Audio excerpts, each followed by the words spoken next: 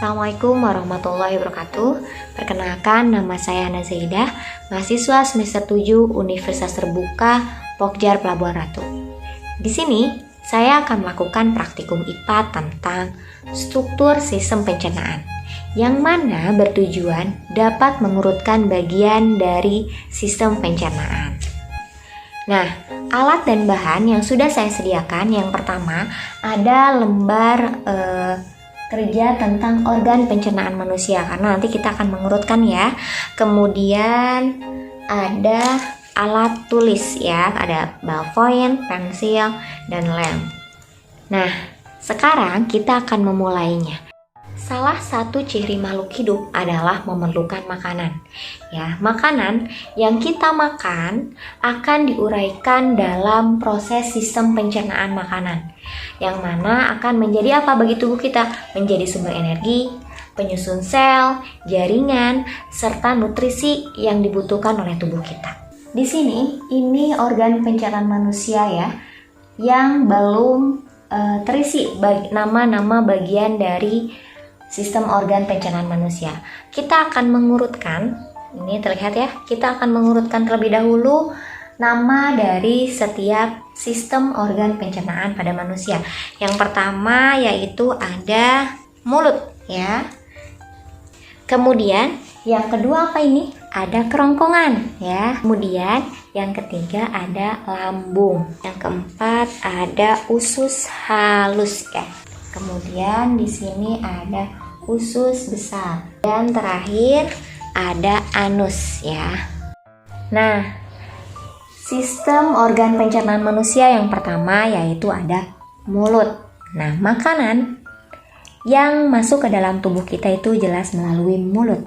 Nah, mulut ini berfungsi untuk apa? Mengunyah dan menelan makanan. Di dalam rongga mulut terdapat 3 bagian. Yang pertama ada gigi, lidah, dan ludah ya. Gigi dan lidah itu untuk mengunyah makanan dan menelan. Nah, ini secara mekanis ya prosesnya. Nah, mencerna makanan ini secara mekanis. Nah, air liur mencerna makanan secara kimiawi melalui namanya enzim petialin. Nah, enzim petialin ini apa? Enzim petialin ini adalah mencerna karbohidrat menjadi gula, di mana gula adalah sumber energi bagi tubuh kita. Nah, setelah dari mulut ya makanan menjadi lumat, nah ini akan masuk ke lambung melalui kerongkongan atau esofagus. Nah, di sini makanan yang didorong ke lambung melalui kerongkongan ini melalui gerakan peristaltik ya, meremas-remas makanan ini hingga terdorong ke lambung. Kerongkongan ini panjangnya sekitar 20 sampai 25 cm. Nah, setelah ada di lambung, makanan ini akan diremas, kemudian akan tercampur dengan cairan getah lambung namanya ya. Nah, cairan getah lambung itu apa? Cairan getah lambung itu untuk membunuh kuman-kuman yang tercampur dalam makanan. Nah, getah lambung itu sendiri berfungsi untuk memecahkan makanan agar mudah diserap oleh usus. Nah, dari mana getah lambung? Getah lambung dihasilkan oleh dinding lambung ya, di mana? Nah, di sini dalam getah lambung terdapat enzim-enzim, yaitu ada 3. Yang pertama ada pepsin, ada asam klorida atau HCl, kemudian ada renin ya. Nah, setelah dicerna di lambung, makanan akan masuk ke usus halus. Nah, ini sangat panjang ya usus halus itu, cuman karena ada di perut berlipat-lipat jadi terlihat kecil. Nah, di dalam usus halus terdapat 3 bagian. Yang pertama ada usus 12 jari, usus kosong, dan usus penyerap. Di dalam usus 12 jari itu ada namanya getah empedu yang dihasilkan oleh hati dan getah pankreas. Nah, getah pankreas ini ada enzim ya di dalam getah pankreas, yaitu ada enzim amilase, ada tripsin, dan enzim lipase. Kemudian setelah dari usus 12 jari kan langsung ke usus kosong.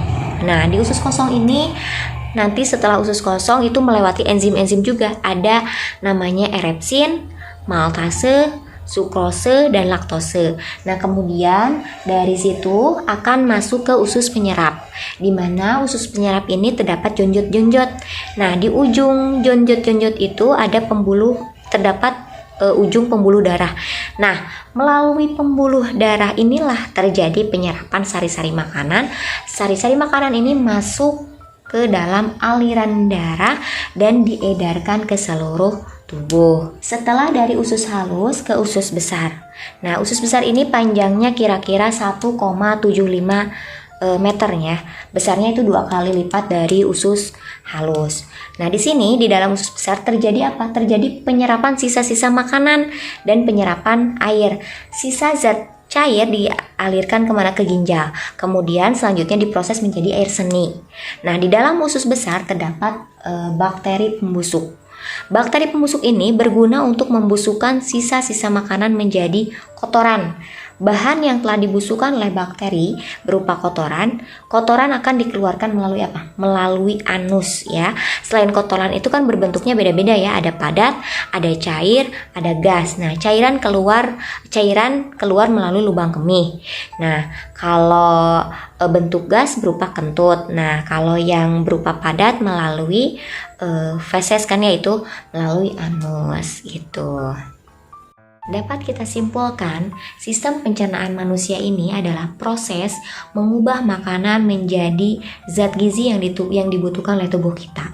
Nah, di dalam proses ini melibatkan pencernaan secara mekanik, kimiawi, penyerapan, dan pembuangan. Nah, setelah kita memahami proses pencernaan, kita akan lebih bisa menjaga sistem pencernaan kita, ya.